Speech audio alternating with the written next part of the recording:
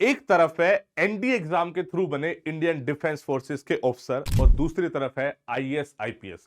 दोनों ही भारत देश की सेवा कर रहे हैं, बट दोनों किस टाइप से और कितना डायरेक्ट क्या क्या सर्विसेज देते हैं उसको आज डिटेल में समझते हैं। सबसे पहले आ जाते हैं एनडीए पे। आप एनडीए के थ्रू आर्मी, नेवी, एयरफोर्स में जाते हो और इनके हाथ में होते हैं हमारे भारत देश की safety, security and sovereignty. In officers का रोल काफी डायरेक्ट होता है, यानी रेगुलर ऑपरेशंस होते रहते हैं, इमीडिएट एक्शन लेने होते हैं और कॉन्टिन्यूस इन्वॉल्वमेंट दिखती है कि भाई अगर देश को बचाना है तो वहीं पे हमें भारतीय फौज चाहिए। वहीं पे हम सिविल सर्विसेज की बात करें, जैसे आईएएस आईपीएस, ये बेसिकली एडमिनिस्ट्रेशन चलाते हैं, लॉज बनाते हैं, पॉलिसीज बनाते हैं और आप पूछो तो बैक एंड से काम कर रहे होते हैं। इनकी जो सर्विसेज है डायरेक्टली ऑन द स्पॉट नहीं दिखती, लेकिन जैसे देश आगे बढ़ रहा होता है उसमें इनका रोल बहुत ज्यादा होता है। जैसे हम देखते हैं ना, इंडियन आर्म फोर्सेस का रोल डायरेक्टली विजिबल है भाई, चाहे लैंड हो, एयर हो, सी हो, हमें इमीडिएट रिस्पॉन्स दिख रहा होता है। उनकी एक गलती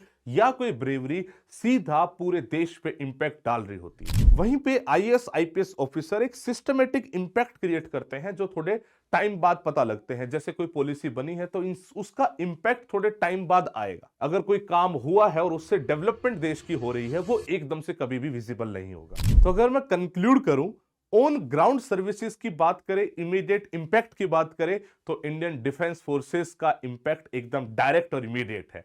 वहीं पे हम बात करें ओवरऑल डेवलपमेंट ग्रोथ की, तो हमारी एडमिनिस्ट्रेटिव ऑफिसर्स का रोल काफी ज्यादा होता है, जिसमें आईएएस आईपीएस और बाकी सारे सिविल सर्वेंट होते हैं। आप बताइए आप कौन सा रास्ता चूज करेंगे, इंडियन डिफेंस फोर्सेस का या फिर एडमिनिस्ट्रेटिव ऑफिसर्स का? कमेंट्स में वेट कर रहा हूं। जय हिंद, जय भारत।